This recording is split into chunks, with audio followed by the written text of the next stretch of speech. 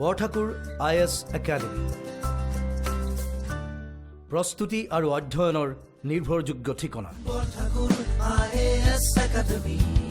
Hello everyone, welcome to the Hindu analysis for 17th June 2021. Let us begin with the first article today. Soon drones might ferry vaccines.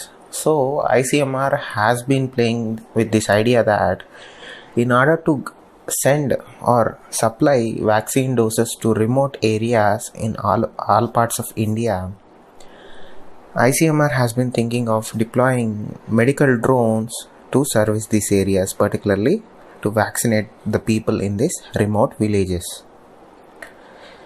Now, the challenge with vaccination of remote areas is accessibility. Either it may be lack of a motorable road or lack of a complete pathway itself to these particular areas has been a big hindrance in serving these rural and remote communities.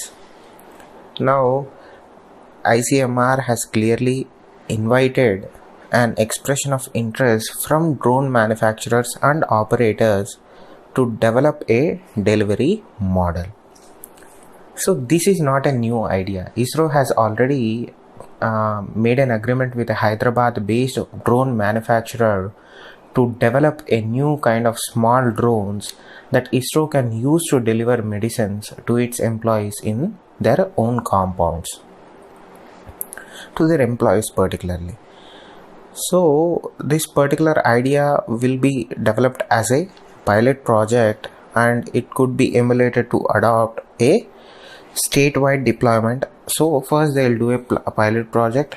If and when it is successful, they can deploy it in a state-wise manner.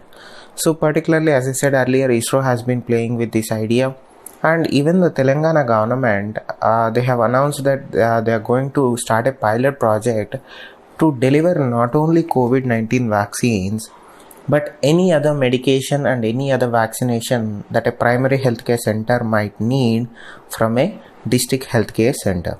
So they want to create a district healthcare center as the nodal point for these vaccine delivery or drone deliveries, and they want to supply vaccines to rural primary healthcare centers using drones from this central node. Now they if they are conducting a feasibility study with IIT Kharagpur, and if and when they feel, or if the data suggests that this model might be successful and can be scaled up to be deployed in large states, this would be a good indicator as to how to come up with the challenges in not only vaccinating people in rural areas, but in future supplying with them with life-saving medicines which are currently not accessible to these people. So moving on to the next article, government to frame norms for drones to carry vaccines. In tandem with the earlier article where we discussed, ICMR has clearly expressed interest in developing delivery model drones for delivering of vaccines. Now, in order to go with that, the government must frame norms for this particular drones. So you cannot come out with any drone that you want. There are certain framework and regulatory framework mechanisms that has to take place or set in place so that nobody misuses these kind of technologies. Now the government rules are pretty clear in terms of UAVs or drones. They are very strict with it. You have to register with the local police station. If and when you have to fly this drone, you have to inform certain people, you have to record certain data, and there are a lot of restrictions as to what people can own and what are the use cases that they can deploy these drones for.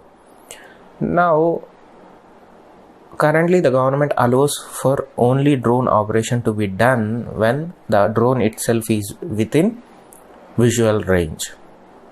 Now when you take up the same concept with the ICMR project, it cannot be done in a visual range. You are talking about taking drones from a delivery point, from a distribution point to the delivery point which is far away and more than, let us say, 20 or 30 kilometers away, for example. This is an example.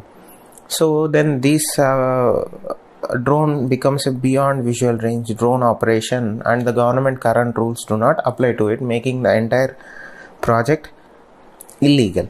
So the government has to tweak its own rules to allow for this project to take place and any other similar project to take place. In accordance, the government, which is the Civil Aviation Ministry, is going to tweak the current regulations and add a few more to ensure that whatever the project that ICMR and other governments are considering in using drone technology to deliver life-saving medicines will come in compliance with nation laws. So the technology that they are going to deploy to deliver these vaccines or any drugs in future will involve ice boxes carrying dry ice in order to maintain temperatures. So this is a pretty much developing technology, niche technology. Not only Indian government, many other foreign governments, particularly military operators, are thinking of developing similar technologies to deliver medicines and critical aid to battlefields. Now we have to see what our Indian ecosystem is going to come up with. Moving on to the next article. Record FDI inflows. Yes. Cause for celebration? No.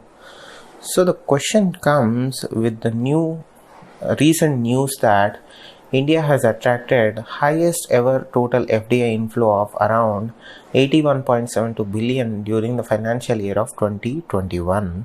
So it is understood that it is 10% higher as compared to the last financial year of 2019 and 2020. Now the government says that the reason that we are seeing this percentage or this high level of FDI inflows into India can be attributed to investment facilitation and ease of doing business, regulatory regimes. But when you look at the data itself, which is already complicated enough, but when you look at the data with the help of RBI deaggregation of data and other departments of particularly Department for Promotion of Industry and Internal Trade database, there are certain discrepancies that you can clearly observe.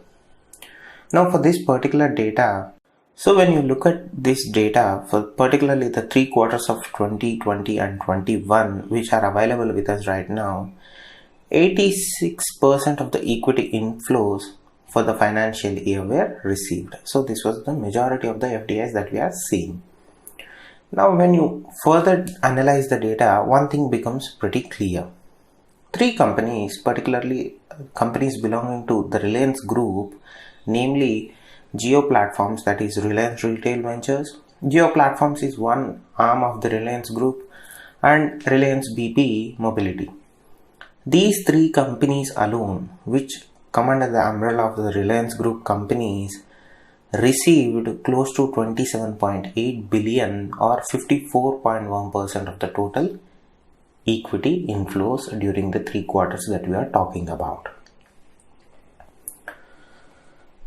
So it's pretty much skewed.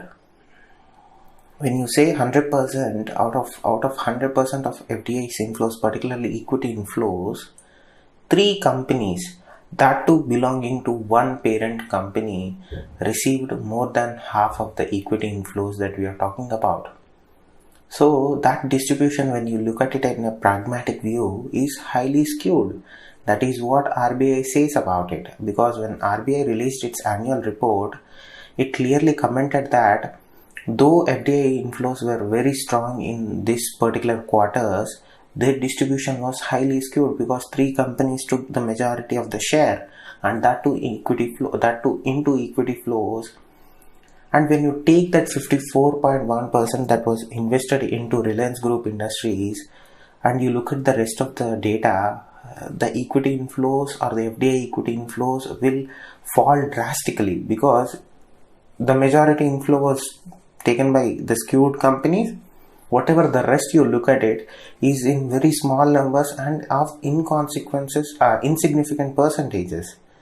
So whatever the number or the increase in the number or percentage that we are talking about will fall.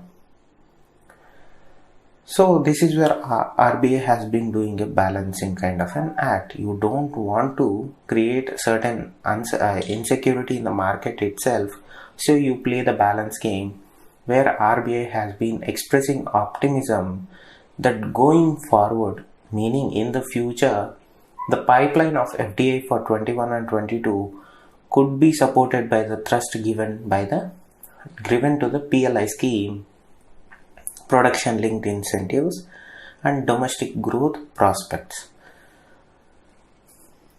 So when you look at the data, one thing that becomes additionally or abundantly clear is whatever the FDI was brought in during this particular financial year were transfers of share without creating productive assets, meaning they were equity, they were for ownership. Nothing new has been compounded because of the investment, because these investments were related to services, particularly information and technology services. Whether you look at Jio platforms or Reliance Group companies, many of were related to IT services. Not much has been spent or not much has been directed towards or attracted by manufacturing sector. So when you look at the data, only 17.4% of the total inflows during the particular year were into manufacturing sectors. So when India talks about becoming an Atmanirbhar nation, just getting majority of FDI into IT services or service-oriented industries will not help you. If you want to really become Atmanirbhar, your FDI should be in manufacturing sector, not in services. Yes, services do form an important part of our economy, but it shouldn't be skewed to such an extent that 60 to 70% of your FDI inflows are into IT services and just 15 to 20% are into manufacturing sector. That doesn't bode well, and that doesn't translate into growth, and that doesn't translate into Atmanirbhar. So you have to look at it in a pragmatic way, where the data itself, let's forget the data for a minute. Let's look at what India needs right now. India needs a robust supply chain linking, right? You need to be a part of global supply chain that ensures that your financial growth is directly linked to how much of your product is being exported rather than being imported. So when you talk about having a free trade agreement with the European Union or UK or US, the thing that comes to the forefront of the discussion is how well you are placing yourself or your manufacturing sector so that they get a boost and they have a significant part in how your agreement comes into play. So let me be clear. Let me make it clear for you. So what is the reason that India is still linked with China? Why Quad partners such as Australia, South Korea are still worried about taking coercive action or a direct action against China?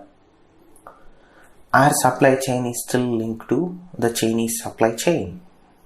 So when we talk about Atmanirbhar Abhiyan or Atmanirbhar Bharat, we talk about the concept of becoming self-reliant.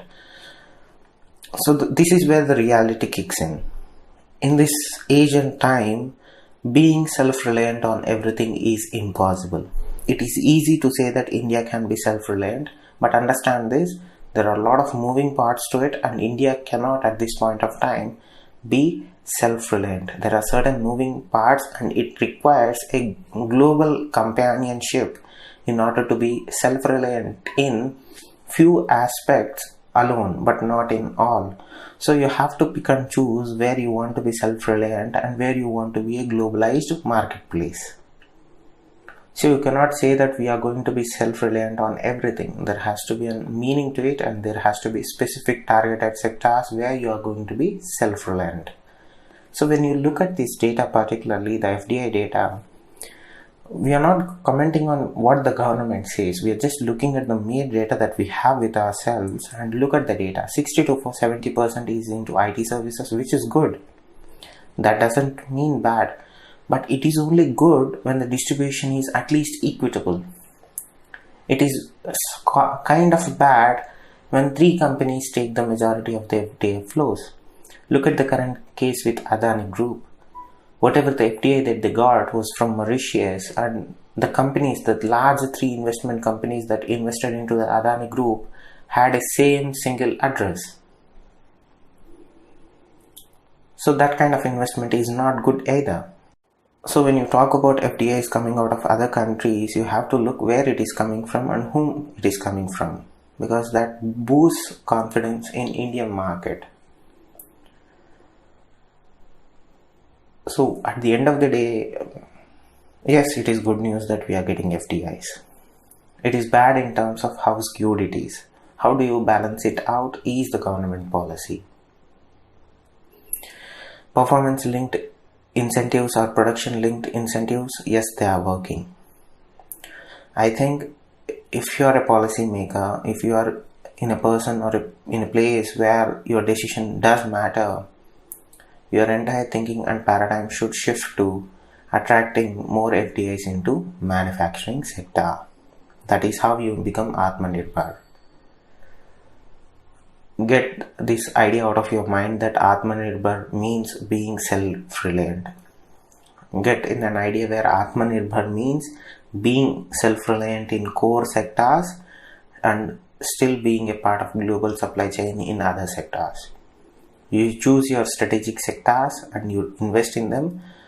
You concentrate on non-strategic sectors and you use it as a leverage for negotiations. That is how you balance Atmanirbhar Bharat Abhiyan.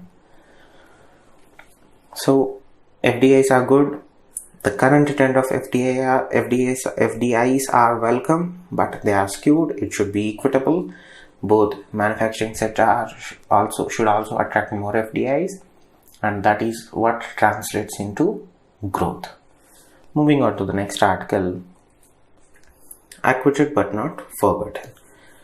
So in a recent case, the Delhi High Court ordered the removal of one of its own judgment from easy access on multimedia and other platforms. This was regarding a case where the person who was accused of many crimes was acquitted, and he approached the court stating that can you please remove all the references that were made regarding me from the online platforms. So this right to be forgotten is not new. European Union has laws regarding to this, America has laws regarding to this, and in 2017 Supreme Court also recognized the right to be forgotten as a ambit under the right to privacy, specifically informational privacy under the Constitution of India. So India is also has been introduced to this concept of right to be forgotten through our court systems. Now, what is right to be forgotten? So right to be forgotten is generally you wishing to have your information removed from public access.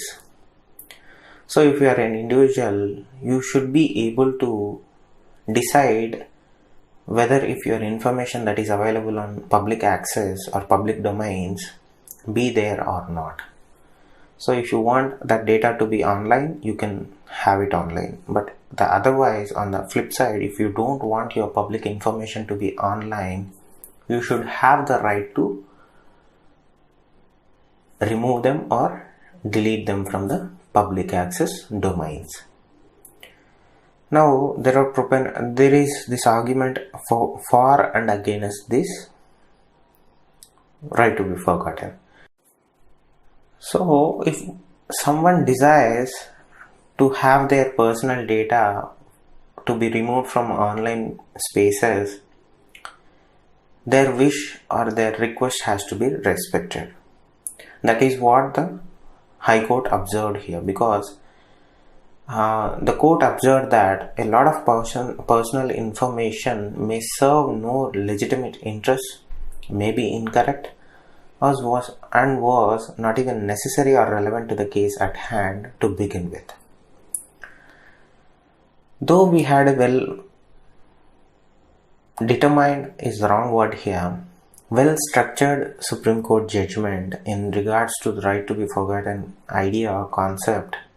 This isn't the idea is still remains pretty much unexplored and underdeveloped in Indian subcontinent. Yes, people do from time to time access or invoke this particular right that they have been bestowed by the 2017 Supreme Court under right to privacy, but there isn't any particular legislation as to address to these concerns. Right. So we have the idea of right to be forgotten, but we don't have a specific legislation like other countries or Western countries have. When someone asks for the data to be removed through right to be forgotten clause, there might be some merits and significant backing to his or her request for the data to be removed from public access. The question boils down to, does it extend to the removal of judgments of courts of record, and that territory is still unexplored. The case is still in court, and we have to wait and see what the Delhi High Court comes out with its own observation and interpretation of the current scenario. Moving on to the next article, India to launch Deep Ocean Mission. So yesterday the Union Cabinet has approved the long pending Deep Ocean Mission, which involves developing new submersible vehicles and to explore precious metals that are on the floors of our oceans. Now, this particular mission comes under the Ministry of Earth Sciences, and this ministry is the nodal ministry that is entrusted with implementing this multi-institutional mission. So to boil down everything, this mission, the Deep Ocean Mission, Indian Deep Ocean Mission, has 6 components as a program. Now the first one is a manned submersible will be developed to carry 3 people to a depth of 6,000 meters in the ocean with a suite of scientific sensors and tools. The second component of this mission would be to develop specific technology and systems for mining polymetallic nodules at this depth in the central Indian Ocean. And the other component would be to explore and study the minerals that are available on the ocean floor and study the feasibility for commercial exploitation in the future.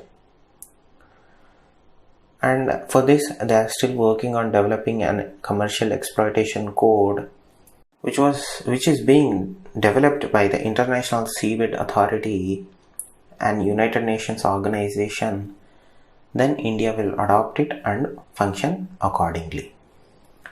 Now, the other component, particularly the second component, involves developing ocean climate change advisory services, which means we are going to develop a new set of observations, a suite of observations and models to understand and provide future projections of important climate change variables on a seasonal basis and a decadal time basis. Now, the next component will be in searching for deep sea flora and fauna, which will also include study of the microbes and how to sustainably utilize them. Again, the commercial exploitation aspect comes into play here. Now, the fourth component is to explore and identify potential sources of hydrothermal minerals, again, which are sources of precious metals. And the fifth component would involve studying and preparing detailed engineering designs for offshore ocean thermal energy conversions, which generally power desalination plants, again energy security. And the final and the sixth component is to groom experts in the field of ocean biology. Now, the Deep Ocean Mission was envisaged in the year 2019, and it had a budget or an estimated budget of 8,000 crores, and a site of 75,000 square kilometers has also been allocated for the construction of Central Indian Ocean Basin by the United Nations International Seabed Authority for the exploitation of polymetallic nodules. So this will certainly speed up the process in a big way. And again, a lot of details have to come out. When you talk about the 6 components, it doesn't mean that they are going to happen in the next few days, and they may happen in the near future, and we have to wait and see how this plays out. Moving on to the next article, in 6 months, Trans ID portal has issued 1500 certificates. It has been 6 months since the central government launched a portal for issuing certificates of identity to transgender people. So according to ministry data, so far 1557 certificates have been issued. Though this is good, the number is far low. The reason is lack of accessibility. Now, as far as the website is concerned, it is up and running, and it has been successfully distributing certificates of identities to transgender people in India. The hiccup or the speed break in the process being widely adopted is accessibility, because currently the website is available in only 2 languages, that is English and Hindi. As far as the ministry is concerned, the ministry is saying that they are going to expand the services in 6 other languages, particularly local vernacular languages. So until and unless that is done, you are not going to see a wider adoption of this particular platform. So nonetheless, this has been a long-standing problem in recognizing the rights of transgender people in regarding their personal identities or their lack of. Now with this portal, though this addresses a big concern and a primary problem that these people face in India, but lack of accessibility of this particular site in other languages is a big hurdle, and one should hope that it soon be available in many more languages that are spoken all over and used all over India. Moving on to the next article, Indian inland vessels bill receives cabinet nod. So again, in the cabinet meeting yesterday, the Union Cabinet gave its official nod to the Inland Vessels Bill of 2021, which will replace the Inland Vessels Act of 1917. So for the past few years, close to 4,000 kilometers of inland waterways have been operationalized. Now this bill is particularly concerned to safety, security and registration of inland vessels. One of the key features of the bill is an unified law for the entire country instead of the separate rules framed by the states themselves. Now, when a vessel is registered under the new law, it is deemed that the registration is valid in all states and union territories, and there is no need to seek separate permission from the states themselves. The bill also provides for a central database for recording pretty much all the details of the vessels themselves, the registration and the documentation of the vessel, and all the crew that work on these vessels on an electronic platform, which increases its accessibility and transparency. Now this bill requires all mechanically propelled vehicles to be registered mandatorily on the portal, and all non-mechanically propelled vessels will have to be enrolled at the district or taluk or village levels, which again ensures that there is certain data that these governments can access to frame better policies and keep an regulatory eye on these operations. Moving on to the next article, India extends 100 million loan to Sri Lanka. Now, on Wednesday, both India and Sri Lanka signed an agreement for 100 million loan from the Export-Import Bank of India to support Sri Lanka's efforts to expand solar power coverage. Now the loan that is being extended is a line of credit, and the idea behind this extension of line of credit is to help finance various projects Sri Lanka has taken up in the solar energy sector that were announced under the flag of International Solar Alliance.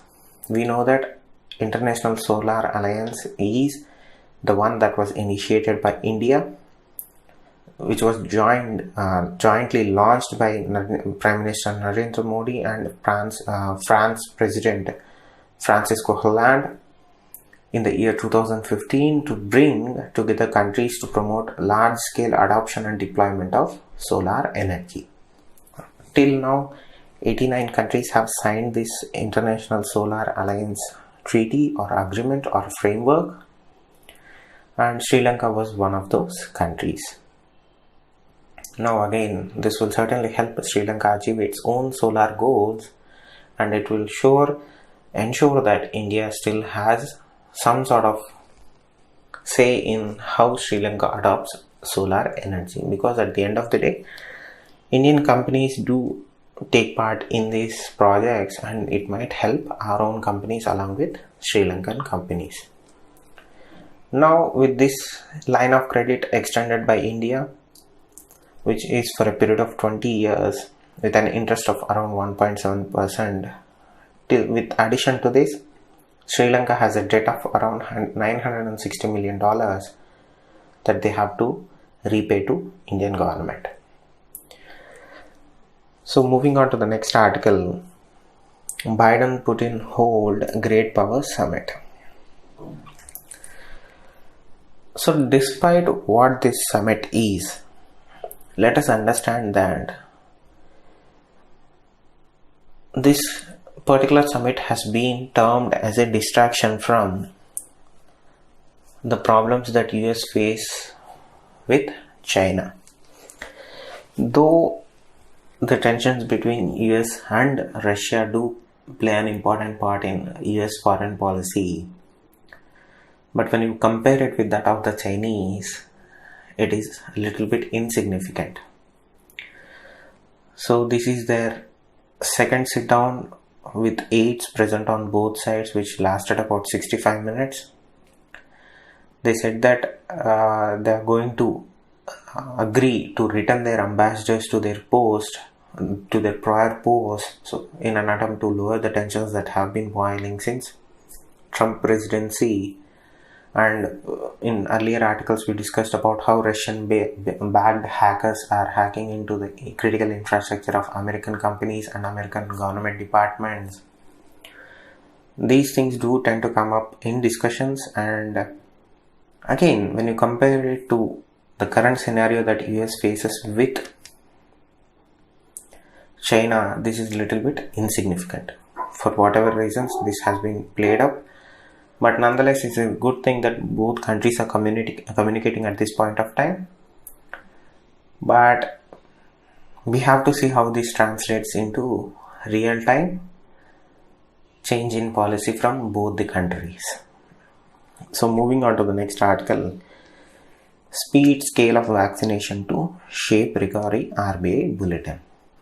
So the RBI recently released a bulletin article, and according to that, the speed and the scale of vaccination against COVID-19 will shape the path of recovery of the economy.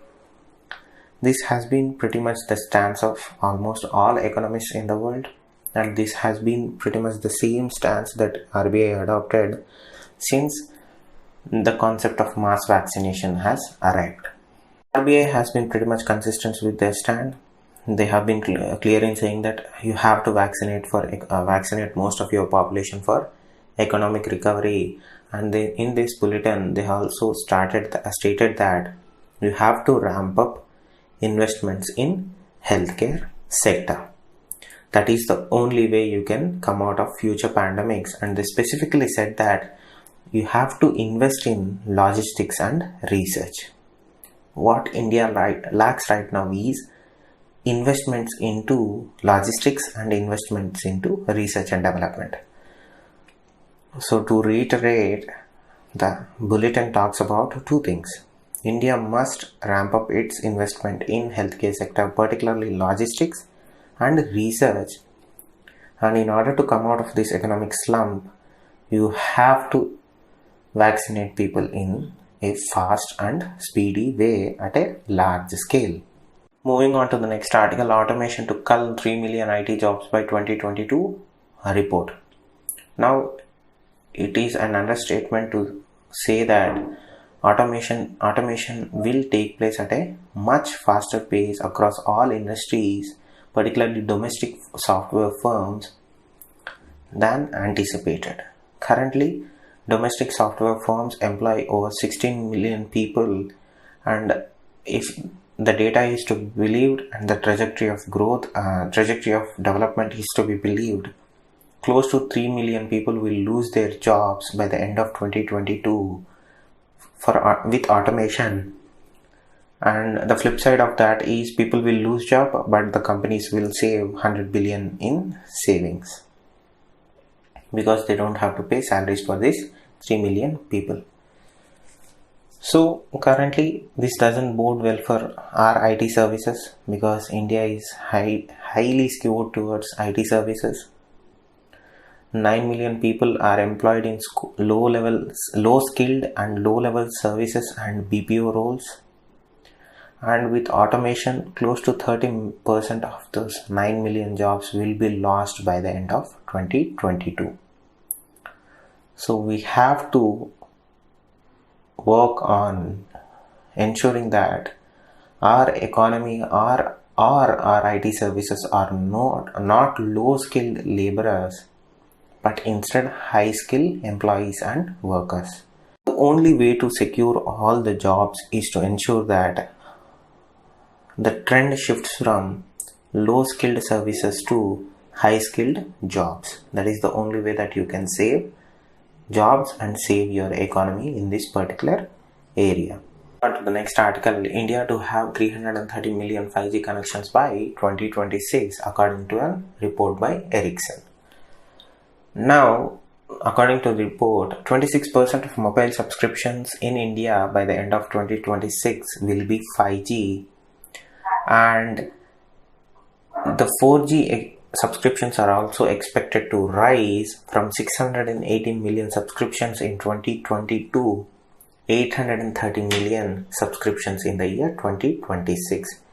This bodes well for the Indian ecosystem because we are turning a new leaf in terms of using 5G technologies and 4G technologies to increase accessibility of services to people in rural areas and in need.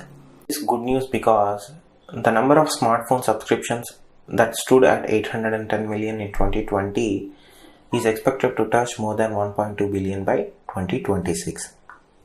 So the government should translate these numbers into a meaningful schemes and develop an ecosystem so that people in rural areas can have access to government services and health services. Thank you. Stay safe. Namaste. Borthakur IS academy প্ৰস্তুতি আৰু অধ্যয়নৰ নিৰ্ভৰযোগ্য ঠিকনা। Borthakur IS academy.